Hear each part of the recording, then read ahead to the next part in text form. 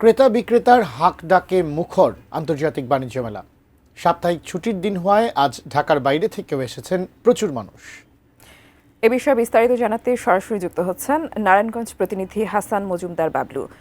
বাবলু, আজ তো সাপ্তাহিক ছুটির দিন, সেই সাথে সন্ধ্যার সময় নিশ্চয়ই উপচে পড়া মানুষ এসেছে মেলায়, এবং সেই সাথে মেলায় স্টলগুলোতে কেমন ছাড় রয়েছে বিস্তারিত জানাবেন।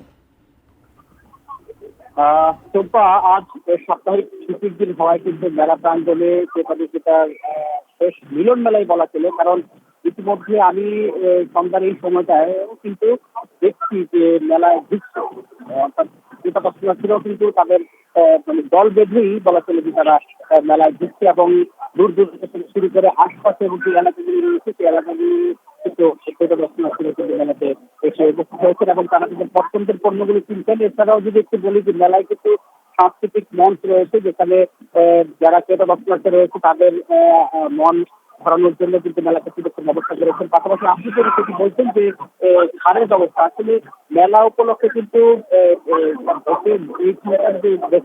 যে ব্র্যান্ডিং গুলো রয়েছে সেই ব্র্যান্ডিং থেকে শুরু করে নিম্নমানের ব্র্যান্ড পর্যন্ত তারা কিন্তু ছাড় দিচ্ছে। ক্যাশব্যাকও ফ্রি দিচ্ছে, ক্যাশব্যাকও দিচ্ছে। এছাড়াও আমরা যদি একটু বলি যে এখানে ক্রেতারা যেমনটি বলছেন যে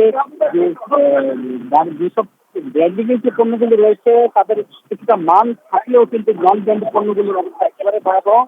ক্রেতারা বলছেন যে আসলে তারা এই পণ্য কিনে আসলে রীতিমতো তারা ঠকছেন, এবং আন্তর্জাতিক বাণিজ্য মেলার যে সুনাম এটা কিন্তু নষ্ট হচ্ছে বলে তারা জানিয়েছে। যে আন্তর্জাতিক বাণিজ্য মেলায় যদি মানহীন পণ্যই বিক্রি হয় তাহলে আসলে আন্তর্জাতিক খাতে করতে এই কথাগুলো কিন্তু এখানকার যে ক্রেতার রয়েছে তারা কিন্তু আমাদের জানিয়েছেন। এছাড়াও বিক্রেতারা বলছেন যে গেল কিছুদিন ধরে আসলে ক্রেতা দর্শনার্থীদের চাপ বেশ কম ছিল, যার কারণে আজ তারা মনে করে কিন্তু ছুটির দিনে উপলক্ষে ক্রেতা দর্শনার্থীর একটি চাপ থাকবে ছুটি পেয়েছে, এবং তারা বলছেন যে আজ কিছুটা বিক্রি তাদের করছে এবং তারা বেশ সন্তুষ্ট বলে আমাদেরকে জানিয়েছেন।